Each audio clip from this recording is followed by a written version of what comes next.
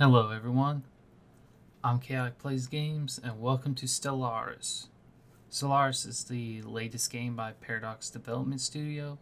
It's a blend of 4X and grand strategy games. I've played a little bit of it, got several hours in it, and I think I'm ready to try to do a let's play. I'll just try to go as long as I can. If it just becomes impossible to play, whether it becomes too difficult to continue, or if I have technical problems. I've heard that in the late game there's really bad lag that never goes away, and there are certain events that could actually just wipe out the galaxy. I've had a bit of trouble with it, and I've been doing a lot of experimenting. So hopefully I've figured some things out, and I guess I'll just learn as we go along. I played with a few different custom races. I'm mainly stuck with the humans because I'm a big Star Trek fan, and I want to form like a federation. But federations in this game just are not very good. They're just not very advantageous, I guess, unless you're fighting a really powerful enemy. Let's see. The very first thing I played out was a Galactic Empire. Just kept everything basic, and watched a lot of YouTubers, and learned a few things. The first one I played as, I think, just used red lasers and warp travel. Recently found out that best starting weapon is actually nuclear missiles. They're just pretty overpowered in the beginnings from what I've heard. I used warp travel at first, but it is just really bad. Like the most recent guy I was playing as was United Nations of Seoul. I really liked it. Had quite a bit of trouble though. I've been using mass drivers because it says they're armor piercing, but like when you hover over like the stats of it, it doesn't actually say anything about armor piercing. Just the description of mass drivers in general. Recently tried hyperspace travel, where it's the fastest method. I think you can instantly go to hyperspace from anywhere on the planet or in your system, and almost instantly. But it has a certain routes you have to follow, and enemies and other players can easily block them off because you can't go through a route that's actually owned by another, that's in the sphere influence of another empire. From what I understand of this game, science is everything, and if you're behind on the science, you're pretty much behind in the game. This is my most recent attempt, trying to put together all the best traits and everything. Oh, I meant to edit that. Okay, just want to show some things. Like, there are just so many different species you could play as.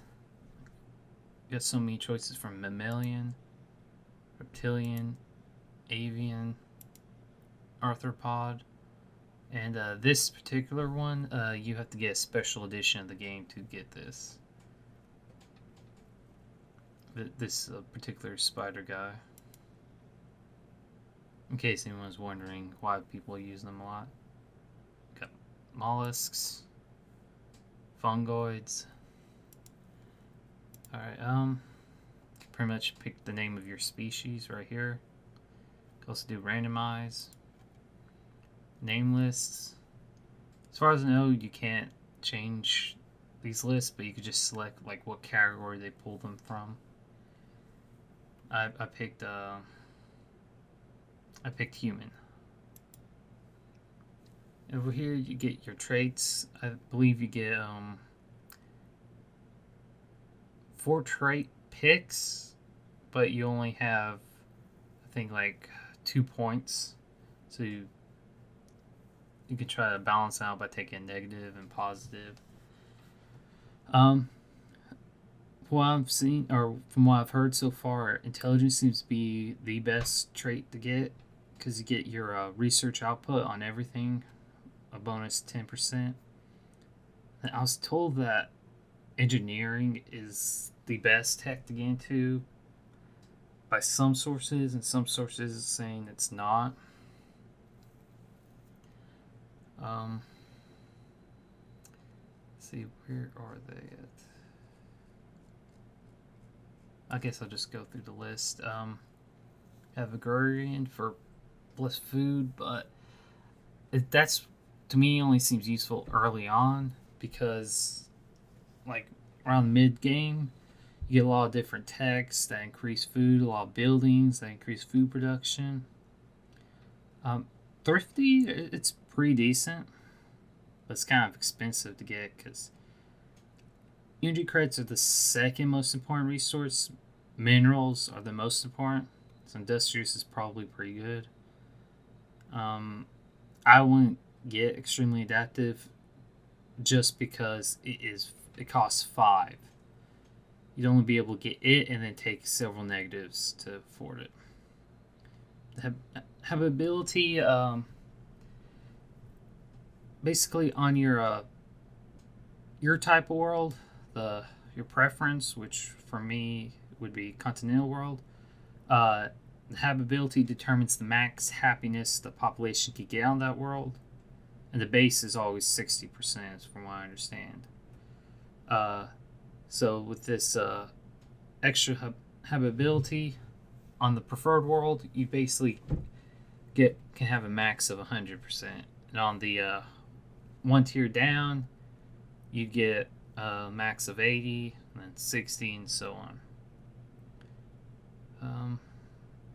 Non-adaptive, that is just not worth it for me because it seems really bad. Because happiness is important, because if they're not happy, they could revolt, sabotage things, and all sorts of stuff. Growth time, that is good. Negative growth time, not really worth it unless you're desperate to get some really good trait to balance out.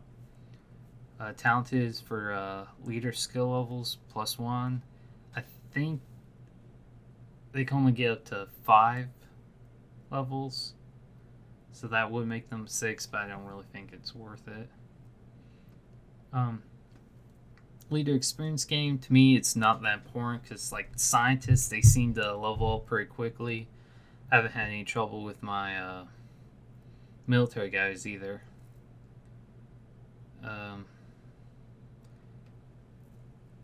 Strong, it's not too bad. I think it's better suited for like a military like focus.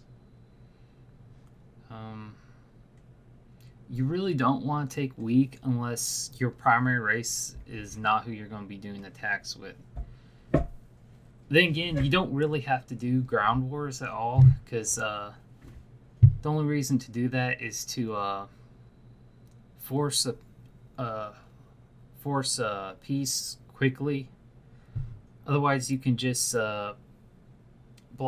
destroy all the enemies' ships and blockade their space or their planets. And eventually, once the war score ticks up to 100, they'll surrender unconditionally. Happiness could be good to have, but you get tech later on that gives you happiness. Solitary's not good.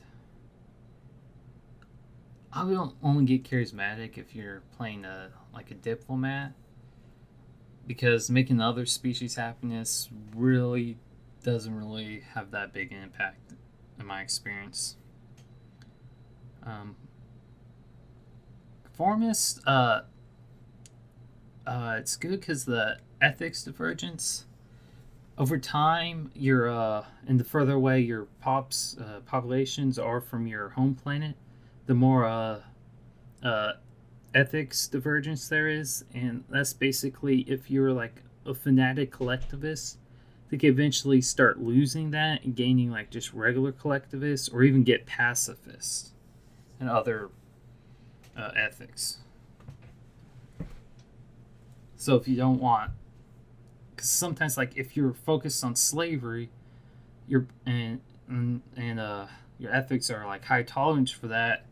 With the divergence, they get eventually start hating it and get upset at you and revolt and all that stuff. Enduring is pretty good because you get a longer lifespan, more years, because it costs 50 influence to hire a leader. So once they start dying, you have to hire new ones. You can only take a decadent if you have a government style that has like bonuses for slaves. From what I understand. Resilient, it's only really useful for defensive because your garrison only comes out in a defensive land battle. Now here are the science traits. I really don't really know which one is the best pick.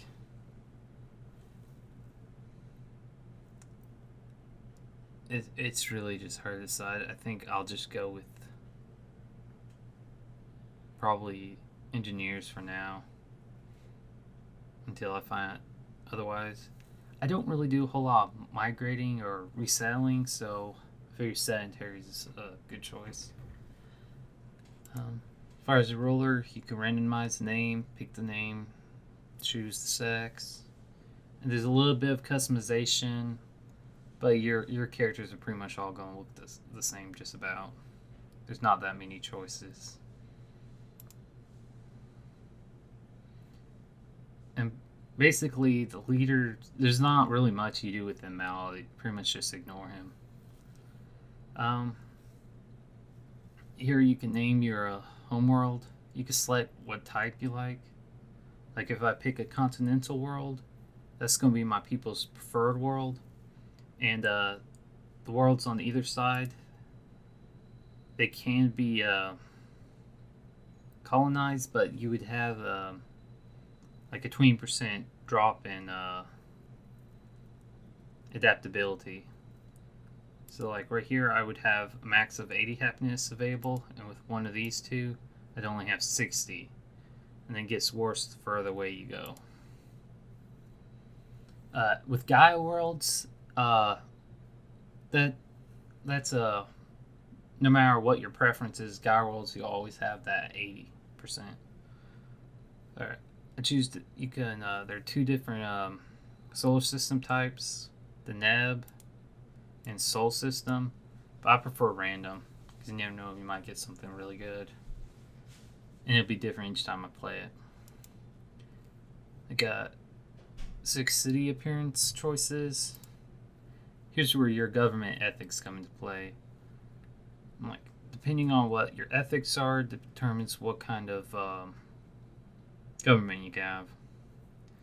Like for the divine mandate, you have to have either the spiritualist ethic or fanatic spiritualist ethic, and you can't have individualist.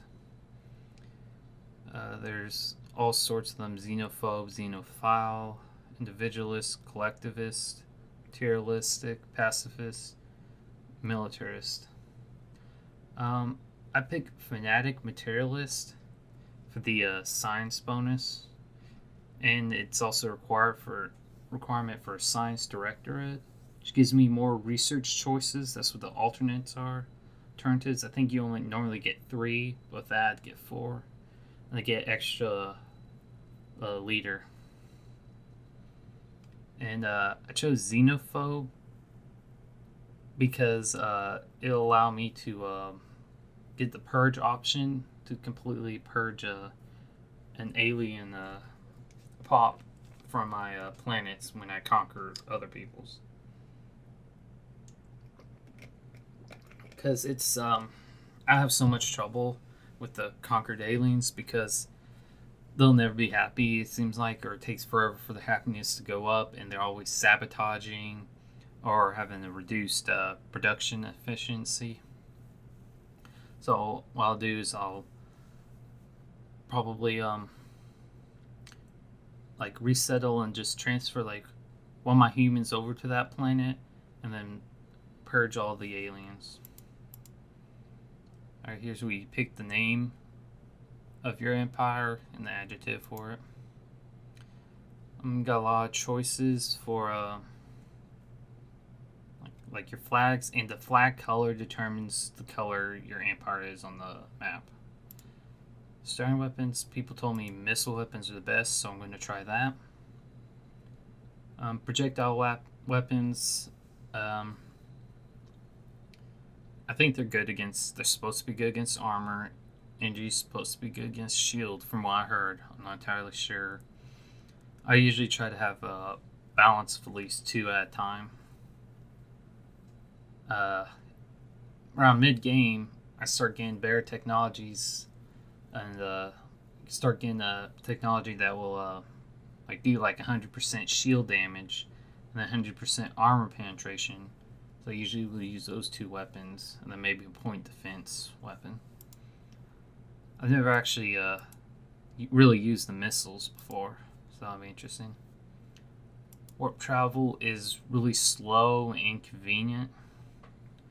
Hyperspace travel is the fastest, but can easily be blocked off.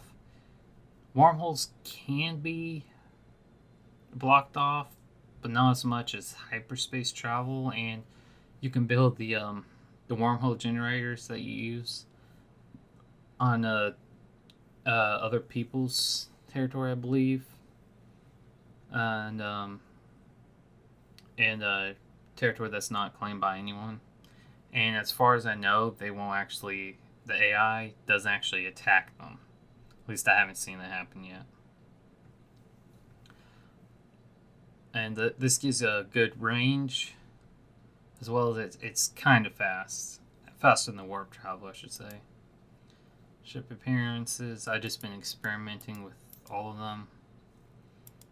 Even going back to mammalian. That's it. We're good to go. Oh, yeah, I want to replace it. Galaxy, we'll go large, but going to limit the number of empires. That way it's not so crowded. And I don't want anyone to start above me because I'm still new to the game. And allow the FTL method all. You can change, force everyone, including yourself, to only have warp or wormhole or hyperspace. I think we're good to go.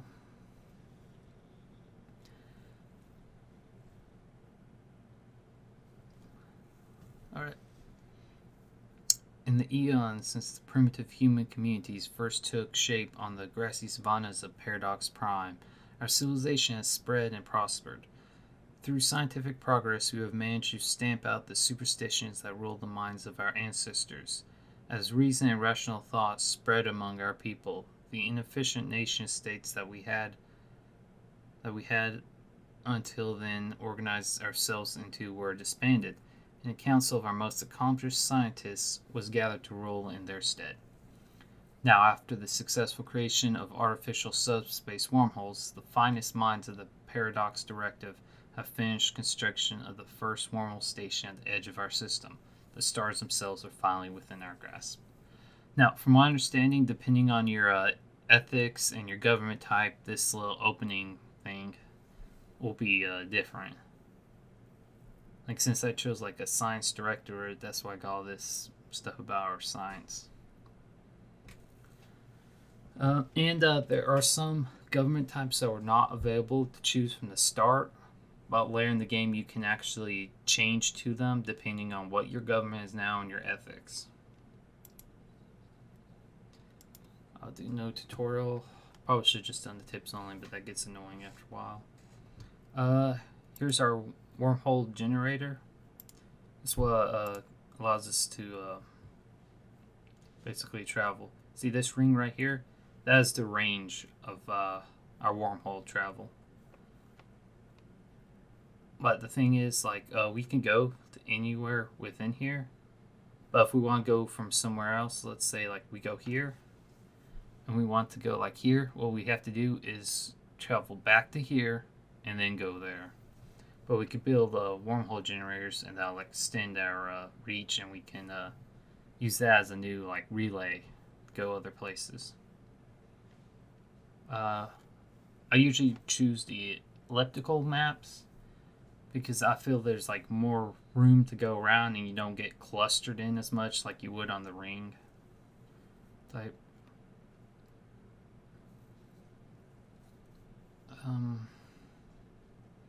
See, the most important things in the game are probably going to be, or resources, are your energy and your minerals. Minerals are used in pretty much everything. Energy is mainly used in upkeep and clearing tile blockers, which I'll show off in a minute. Actually, I'll go do that now. Let's see. Here you got your governor. They're important to have for your planes when you can. It's because they can give they have modifiers like increased happiness, decreased construction time, blocker time, building costs usually cheaper. You can see I have 100% habitability because this, I get an extra 20% because this is the home world. And I'll show you what I'm producing right now. And the food is needed to grow your pops as well as feeding them. From what I understand, the surplus. No, that's not. I think like your initial like 3, like for every food above 3, only gives you additional like 0.1 modifier. From what I understand, I'm probably not doing a good job describing it. The different levels of orbital bombardment available, depending on your policies, and different ethics. The different ethics available have different stances on how to feel about people who use orbital bombardment. Like here's where you have a land battle to seize the planet temporarily to add to your war score, but it's not really worth that much, I think, and I've never really had to do it. I've only had to do it once. You can build up your defensive army, but I wouldn't do that until later, until you start getting attacked or you're in the war. Defensive war usually. You start off with a science ship. The officer, they have to have a science officer to do anything. And you got some scientists. They really don't have any good traits, really.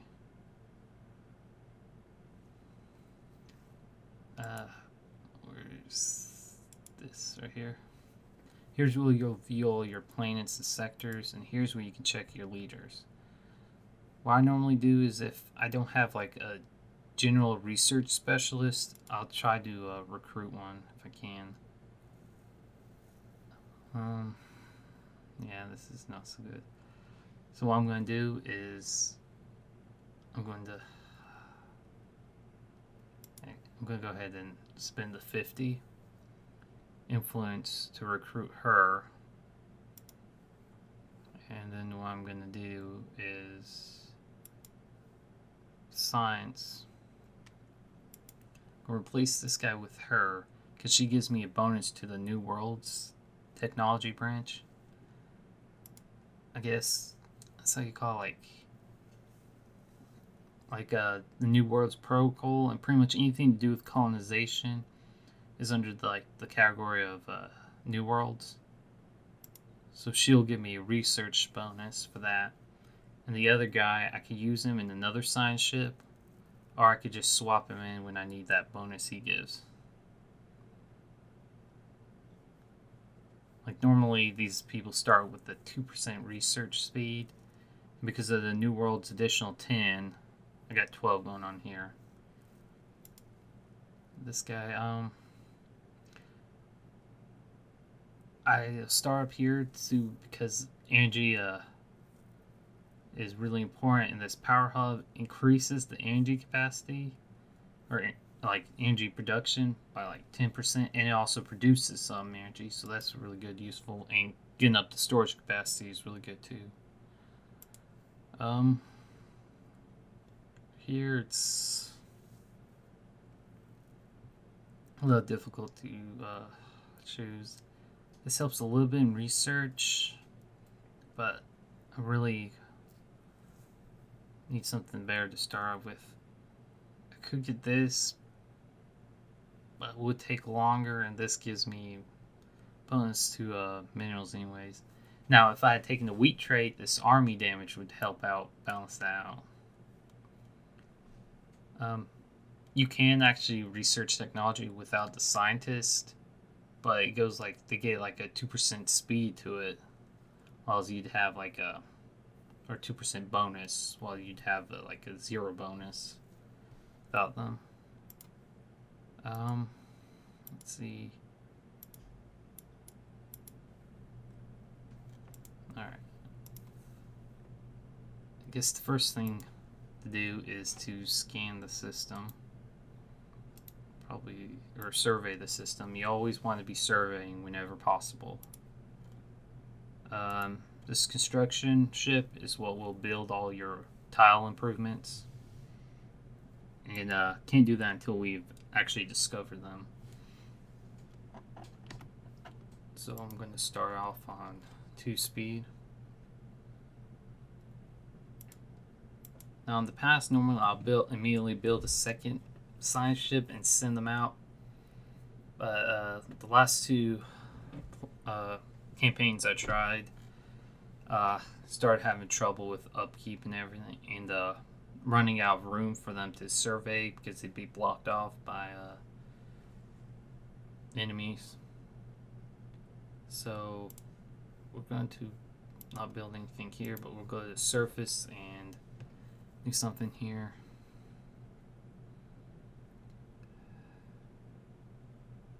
I'm going to spend the energy to clear this. I want to go ahead and build a power plant on it so I could get the bonus. Now go ahead and build hydraulic or hydroponics farm so I can get the food growth, because the more people I have, the more food they're going to need.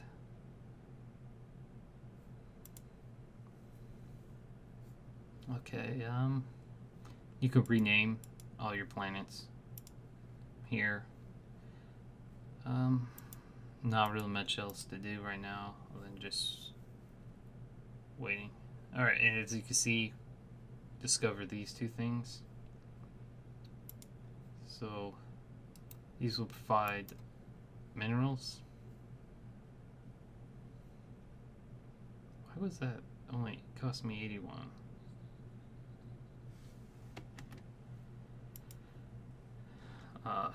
Already? Wow. Alright. Oh, these guys right here. The yellow means they're passive. If it's red, they're hostile. What we could do is go to the situation log, and once we actually encounter them, we can research them to find out who they are. I've played enough to... Oh, okay, they're hostile now. It's not good.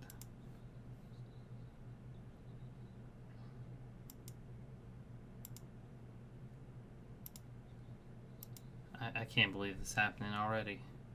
Alright, so this is not the passive mob I thought it was going to be. It's red. I already know what these are because I've played before. They're the space amoebas, and they are aggressive. Always getting attacked by them.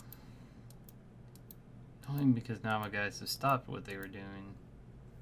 Now they're doing other things. I think I got the money back though.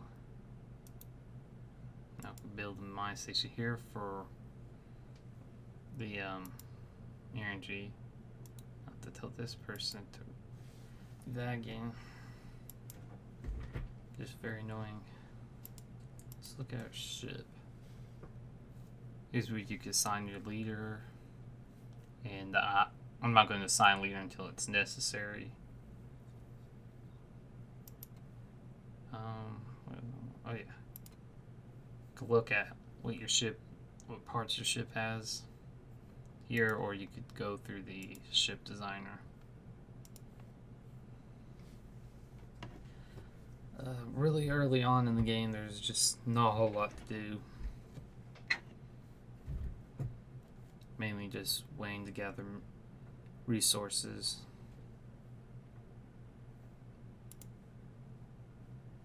But what we can do is with our fleet, we can tell him to...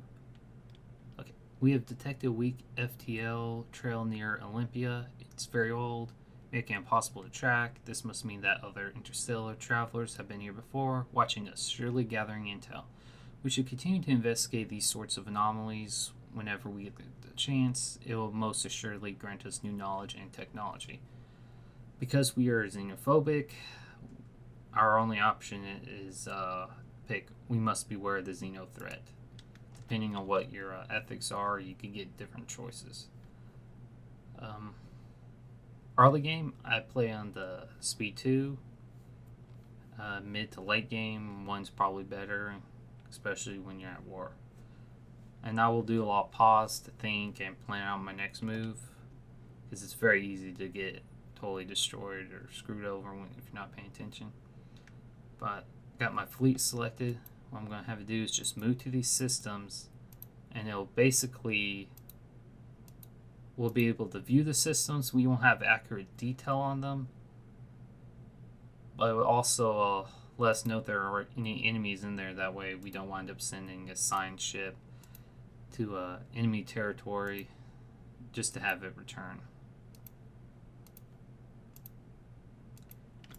Alright, and this red color, that's my that's everything in my influence. And this green is like just outside area, and then you can see the fog of war. And areas where occasionally, although it's very rare, sometimes you and another empire may like share and like share territory. Like if you both, for some reason, like usually through war goals, wind up sharing a system, like you each have like a planet in it, then there'll be a checkerboard pattern of your two colors. Otherwise, like my stuff will all be red, and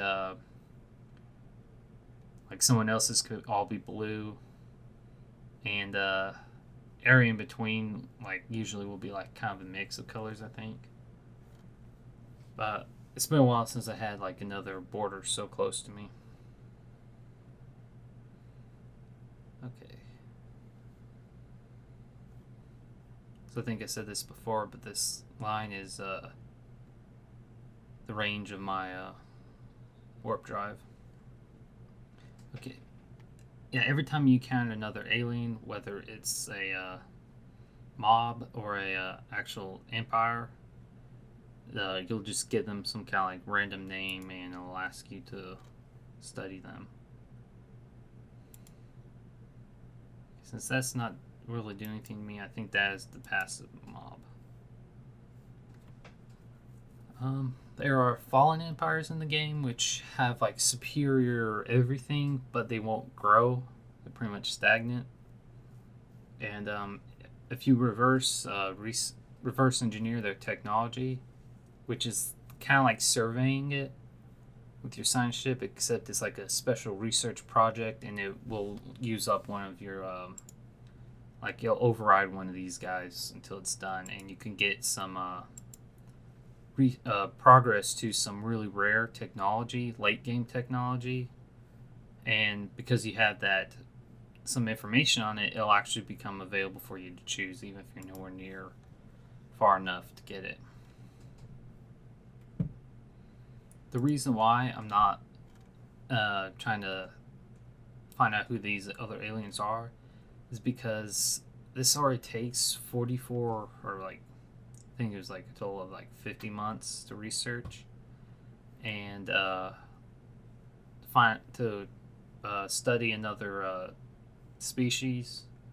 That's 180 days, so that's over 2 months, and I really just didn't want to waste that. Okay, good, he's leaving.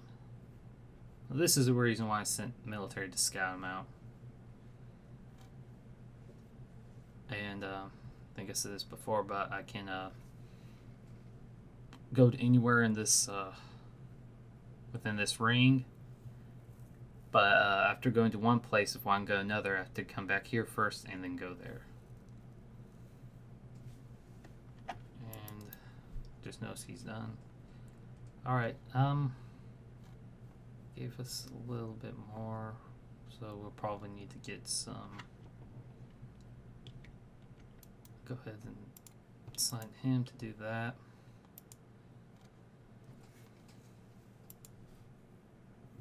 And over here, okay, so we got this area cleared. Okay, I think what I'll do is I will build a power plant. This guy, he's not quite here yet, but he is growing. So I'll have him here. Problem is here. What I'm going to do is wait. I think I'm going to wait until I get the technology for a it's like a mineral processing facility. I think that's what it's called. It generates some minerals on its own, but it also gives me a 10% bonus to mineral production. I'm really fortunate to get quite a few energy locations.